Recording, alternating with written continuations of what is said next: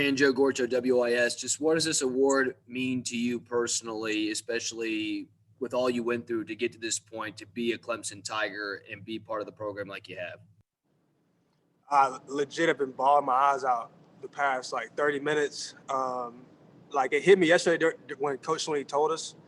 It was just the fact that like I knew they had nominated me for a couple of awards. I know how like usually awards go. You have a semifinalist, you have like all these things that kind of get released.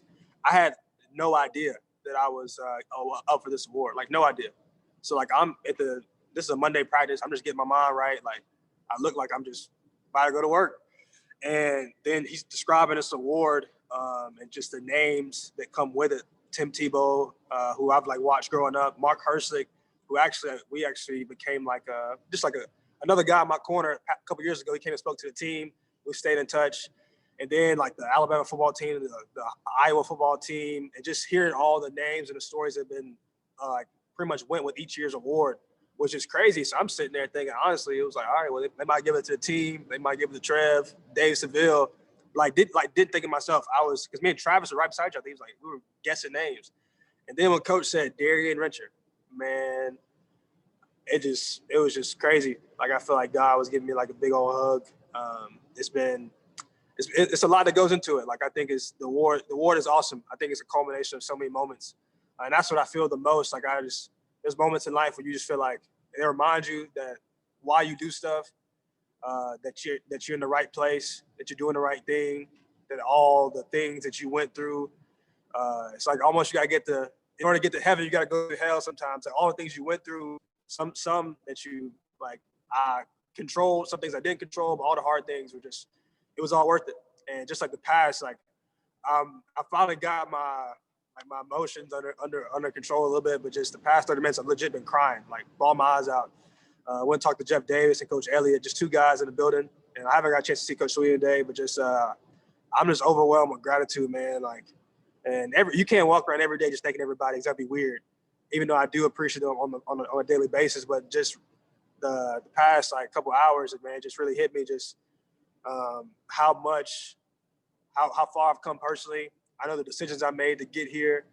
I know what I had to overcome to get here. I know what it's been like being here, like, and just coming as a walk-on and just really like having to believe in yourself before anybody else will believe in you.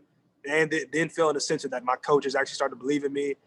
And then just seeing how guys like orchestrate this entire year. Like it's incredible, man. And sometimes I feel like God's a comedian. Like in my own head, just like how timeless the award was. Like I'll share this. I really was going through, ironically, this is the most ironic thing about this award. I was actually going through a little bit of like, I feel like I wasn't, honestly, me and Coach Elliott, he's been a good voice in my ear to help me navigate through this, but just feel like I wasn't, in football terms, like getting recognized, or like I had high expectations, and you got to have high expectations or you'll never achieve anything. And just feeling like those blows of just getting let down sometimes. And that just comes with the territory of just trying to be successful. It's like you set goals, and sometimes they don't turn to what you want to in the short term. It can get to you. And just seeing how the timeliness of this award is just incredible. Like, I don't know, it was just, God set me up for sure. Who was the first call you made after you were told about the award, when you had a chance to get to your phone and make a call? My parents. My dad actually called me. He checks in like every night, especially when he's not working. But he called me, and he was the first one I kind of reached out to because we were on the phone, and I was telling him, I was like, hey, man, I got something crazy to tell you. And I told him, and he was just like in tears. Then I called my mom. My mom was like, she works early at the hospital, so I called her like 11 o'clock because Mondays are our late days. And I called her. I was like, you sleep? I was like, are you like sleep? I was like, because if you're not asleep, I was like, I want to tell you something crazy. And I told her, she was like, I can't even go back to sleep now. I called my girlfriend, and then I told my roommate, and then one of my mentors. And then throughout the day, I've kind of just reached out to different people. Those are the people I call first. Darien, it's Trevor from CUTigers.com. Are your parents kind of beside themselves with all the notoriety that you've come to achieve? I know you've always believed in yourself and that you could rise to this level, but are your parents surprised at all by all of this? Not at all. I feel like they thought it was going to be more this way than I did. And I feel like that's kind of sometimes common with people. Like my parents have like, let's go this way. At first, I wouldn't say like they necessarily sold on everything. Like, my dad's always been the biggest supporter, and my mom has too. But then to see my belief through certain situations, like tearing my ACLs, like saying I'm gonna walk on at Clemson University when it's a top 5 program, and then earn a scholarship, it's gotten to the point now where like I still would doubt myself, but my parents, like, they think I can do anything. You know, and it's just like sometimes biased, but it's really good because like there'll be moments where I feel like I start to doubt like my purpose, or doubt like me being here, or doubt that it's gonna work out. My parents are at the point now where like you can do anything. And I'm still like, all right, well, we'll see. But they're like, no, you can do anything. Like, none of this is shocking to me anymore, which is awesome to have in my corner, man, because like there's been times where I really needed them to just sometimes be biased parents and tell me it's all gonna work out. And I'm glad they did, because it is working out. What do you hope your lasting impact is on this program and your community, being a guy who's from the upstate? Yeah, man, I think just helping people dream, helping people believe. There's countless examples of people of what not to do. And I hope I'm just another example for people to see what to do. Not a perfect example, but just a faithful example. And I feel like I've been surrounded by good men that have done the same for me. Because you live a little life, you get around people, and like nobody's perfect. Even the people that aren't there in the spotlight, like my coaches, some of the guys I play with, like nobody's perfect. But what you really want and what you really appreciate is somebody who's been faithful to what they feel like was on their heart, was on in their soul. Hopefully people see that with me, man. And hopefully it encourages them to do the right thing, to dream, to not give up, and be about the right things and try. And then when it doesn't go well, get back up and keep trying. It's not really just anything. I wouldn't want to be a perfect example, but just an example of faithfulness.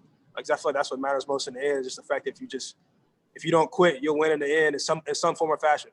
And hopefully people can see also just, man, that God like really does like come through.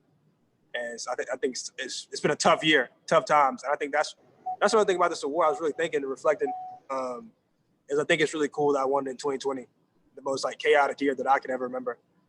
In college football, but also in the world, up to in my lifetime, and just to know that like I was the person that they saw fit to say was the most inspirational person in college football this year. That means the most to me. And I think if kids from back home, people I've grown up with, man, if they can just get a little more pep in their step to just say I'm gonna do whatever I'm gonna do, and I'm gonna believe whatever God's put in my heart, and hopefully from the young to the old, everybody just feels a little more encouraged from this.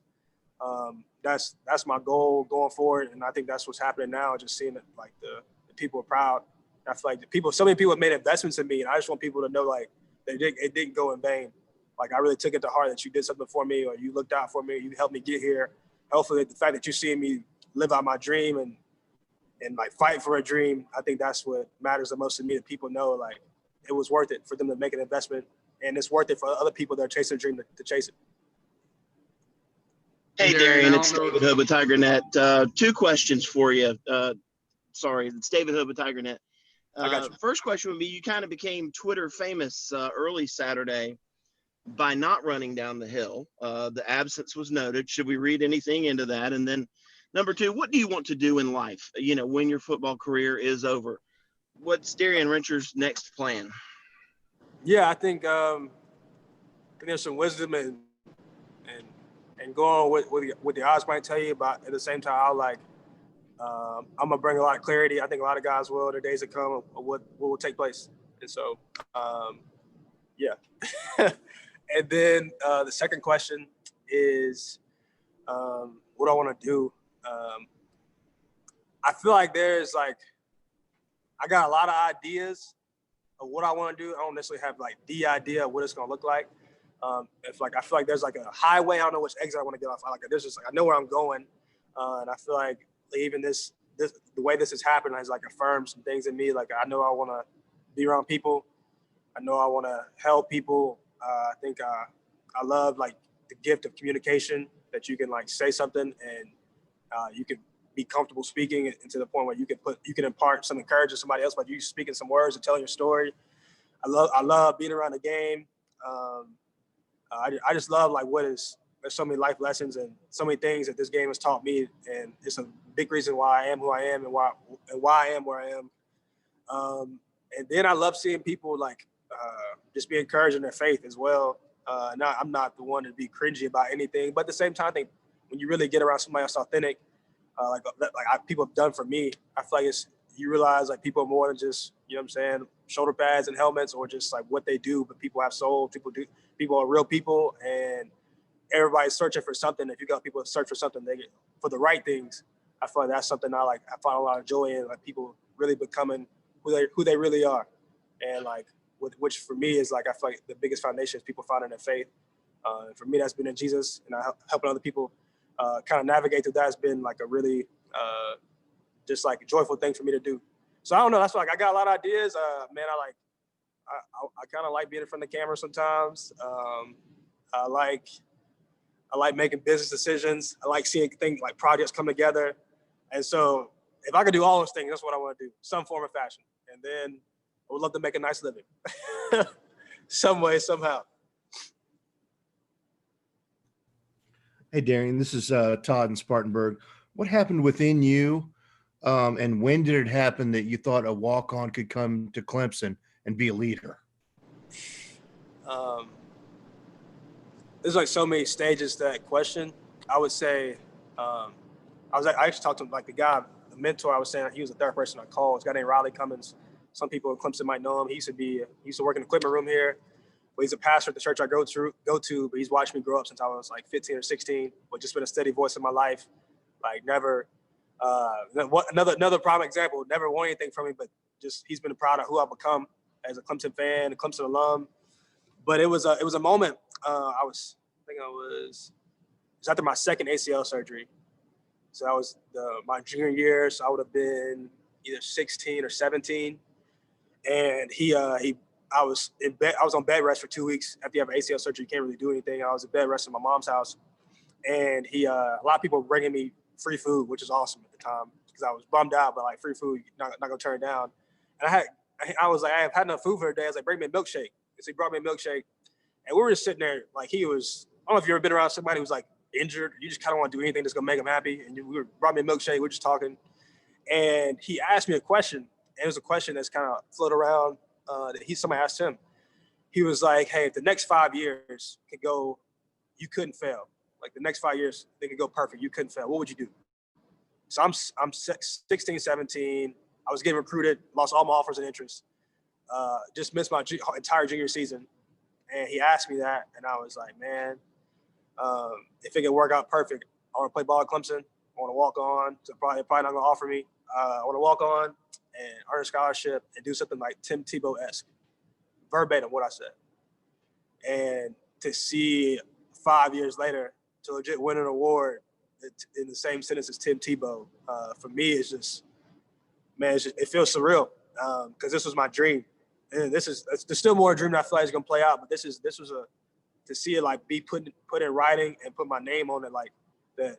I feel like God like really just showed the world like what was in my heart and what he put in me. And so I would say early on, but then along the way, I just feel like I got little glimpses of affirmation along the way. Like off the top of my head, I remember all the freshmen go to Coach Sweeney's house, your first like kind of right after camp. And I remember Coach Sweeney knew about me, but they're just like, I remember walking on, you know what I'm saying? But I've been eager since I got here. I kind of asked him a question. I had a good camp as a walk on. Like, I mean, walk-ons, you want them to do well. You don't really expect anything from them. So if they do well, it's like, hey, all right, well, this kid you might do something. And I had a good camp, and I asked him, I was like, hey, what would it take for me to be a leader and earn a scholarship one day? He was just like, earn the trust of your teammates and respect your teammates. It's like, earn the respect of your coaches, do the right thing. And like, I remember him telling me that. I was like, all right, that's what I'm gonna do. And since then, just along the way, I've had like just moments that just encouraged me to keep going. But I feel like it was just in me, like, I feel like my faith has played a big part. Like I feel like I wanted to be a light in this environment, and I wanted to be authentic in this environment, and I wanted to show love. And I feel like those things have like proven true, like tried and true. If you do those things, like you'll make a difference no matter where you're at on the totem pole, and no matter where you are in life or the environment. It's just like I feel like all those things will show to add value to the place, and people appreciate it, and you'll be. Like it's rare for people to embody those things. So I would say, I don't know if I answered your question, but yeah, I think just coming in, I had that belief and dream And then just along the way, I've been discouraged to not do that, but then also been encouraged, and I'm glad I stuck with it.